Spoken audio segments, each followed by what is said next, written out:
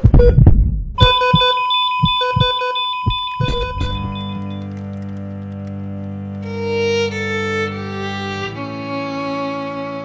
latest on the coronavirus emergency. The nation mourning the loss of more than 100,000 Social distancing is a privilege that these people cannot afford. India day labor. नमस्ते, मेरा नाम है सुहास और आप देख रहे हैं यूथ क्लब।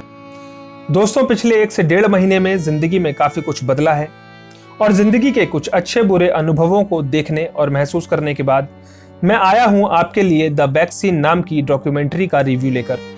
और दोस्तों, जिस डॉक्यूमेंट्री का आज हम रिव्यू करेंगे, इस डॉक्यूमेंट्री को आज के हमारे समय में इसीलिए भी देखना जरूरी हो जाता है क्योंकि आज कोविड पेंडेमिक के इस उथल पुथल भरे दौर में जहां हम सब की जिंदगी में बहुत कुछ अचानक बदल गया है, ऐसे समय में आज जिस चीज की लोगों को सबसे ज्यादा जरूरत है वो है कोविड-19 की वैक्सीन।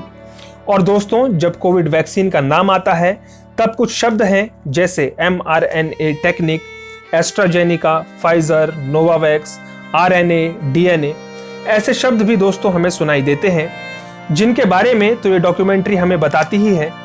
इसके अलावा दोस्तों, लगभग 1 घंटे लंबी ये डॉक्यूमेंट्री हमें मिलाती है कुछ ऐसे साइंटिस्ट से जिन्होंने कोविड वैक्सीन की रिसर्च और डेवलपमेंट पर ऐसे समय में काम करना शुरू किया जब कोरोना वायरस ने दुनिया भर में अपना आतंक फैलाना शुरू कर दिया था और ये वायरस लोगों को मौत के आगोश में ले रहा था। और दोस्तों, ऐसे मुश्किल समय में कैसे दुनिया के एक कोने में बसे कुछ वैज्ञानिक पूरी मानवता को बचाने के लिए किस तरह सोच रहे थे और कैसे काम कर रहे थे, ये सब अगर आप जानना चाहते हैं तो इसके लिए देखनी होगी आपको ये documentary. This is an explosive outbreak. None of us are safe until all of us are safe. इसके अलावा दोस्तों, जब ये डॉक्यूमेंट्री आगे बढ़ती है तब सबसे पहले हमें देखने के लिए मिलता है national institute of allergy and infectious disease के डायरेक्टर डॉक्टर एंथनी फॉची का इंटरव्यू। दोस्तों, HIV, एड्स, इबोला और जीका जैसे वायरस पर काम कर चुके डॉक्टर एंथनी फॉची अपने इंटरव्यू में उन दिनों के बारे में बताते हुए कहते हैं जब अमेरिका में कोविड का एक भी केस फाउंड नहीं हुआ था। और ऐसा ही एक दिन था 1 जनवरी 2020 जिस दिन डॉक्टर एंथनी फॉची के पास एक फोन कॉल आया था। और दोस्तों, इस फोन कॉल पर डॉक्टर एंथनी को चाइना में फैल रही एक बीमारी के बारे में पता चला जिसे चाइना में शुरुआती दौर में आम निमोनिया से थोड़ा अलग तरह का निमोनिया समझा जा रहा था, जो कि वास्तव में severe acute respiratory syndrome corona virus 2 यानी SARS-CoV-2 था। और जो बीमारी ये वायरस फैला रहा था उसे ही दोस्तों कोविड-19 के नाम से जाना गया। इसके अलावा दोस्तों, इस डॉक्यूमेंट्री में हमें जानने के लिए मिलता है चाइना में इन्फेक्शियस डिजीज के फेमस साइंटिस्ट प्रोफेसर ज़ैंग योंगज़ैंग के बारे में, जिन्होंने नए कोरोना वायरस के जीनोम यानी इस वायरस के जेनेटिक मटेरियल्स को सीक्वेंस भी किया था, जिसके बाद प्रोफेसर ज़ैंग योंगज़ैंग के सहयोगी प्रोफेसर एडी होम्स ने पूरी दुनिया को ट्वीट करके 10 जनवरी 2020 को कोविड-19 के जीनोम्स के बारे में बताया था। और दोस्तों, बाद में इसी के आधार पर कोविड वैक्सीन, जिसको आज आप और हम लगवा रहे हैं, उसके डेवलपमेंट पर काम शुरू हुआ था। He was strapped into his seat ready to take off. He said, "I'll call you back." So he called me back about a minute later. He said, "Okay, let's release it." In what will later be known as the tweet that saved the world. Within minutes, there was immediate reaction. इसके अलावा दोस्तों, ये documentary हमारी मुलाकात करवाती है एक ऐसी पर्सनैलिटी से जिन्हें देखने के बाद एज एन इंडियन आपको प्राउड फील होगा। और दोस्तों, ये शख्सियत हैं डॉक्टर नीता पटेल, जो नोवावैक्स नाम की बायोटेक्नोलॉजी कंपनी की एक इंडियन अमेरिकन साइंटिस्ट हैं और इन्होंने नोवावैक्स कंपनी में वैक्सीन की R&D टीम को लीड किया था। दोस्तों, इस डॉक्यूमेंट्री में डॉक्टर नीता पटेल अपनी जिंदगी से जुड़ी जिस घटना का जिक्र करती हैं वो न सिर्फ दिल को छू लेता है बल्कि जिंदगी में उम्मीद के होने की अहमियत के बारे में भी हमें बताता है।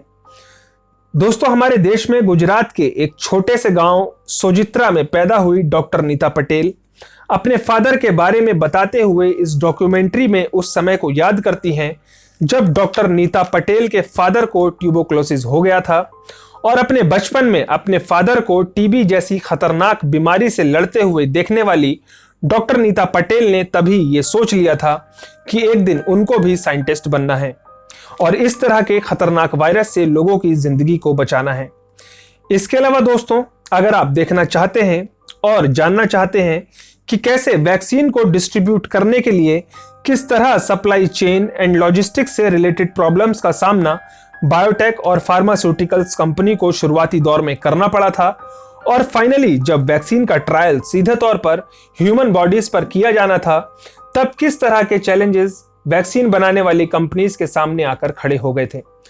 तो दोस्तों, ये सब देखने, जानने और समझने के लिए भी देखनी होगी आपको ये documentary. I looked across what was happening as far as research on vaccines, and there was a lot of activity, but it was scattershot. It was not coordinated. And so on April 4th, I convened a group of chief scientists of 9 pharmaceutical companies, the FDA, the CDC, the Department of Defense, and multiple NIH institutes, and said, guys, this is not the way we're going to win this war. We're going to have to come up with a strategy that coordinates this effort, prioritizes, builds clinical trials in record time, writes master protocols so that these trials can be conducted quickly. If we don't do that, we have ourselves to blame. दोस्तों, कुल मिला जुलाकर अगर कहा जाए तो जिस तरह national और इंटरनेशनल लेवल पर वैक्सीन पॉलिटिक्स हो रही है और पॉलिटिकल लीडर्स क्रेडिट ले रहे हैं, ऐसे में शायद उन साइंटिस्ट और डॉक्टर्स के बारे में हमारे लिए जानना जरूरी हो जाता है जो कोविड वर्सेस ह्यूमन बॉडीज की इस फाइट में रियल वॉरियर्स हैं। तो दोस्तों, डॉक्यूमेंट्री काफी अच्छी है जिसे आप डिस्कवरी प्लस पर देख सकते हैं। मैं मिलूंगा आपसे फिर एक और इसी तरह के डॉक्यूमेंट्री रिव्यू के साथ। तब तक के लिए आप सभी अपना और अपनों का ध्यान रखें और ये डॉक्यूमेंट्री देखने के बाद मुझे कमेंट बॉक्स में जरूर बताएं कि ये डॉक्यूमेंट्री आपको कैसी लगी। नमस्ते।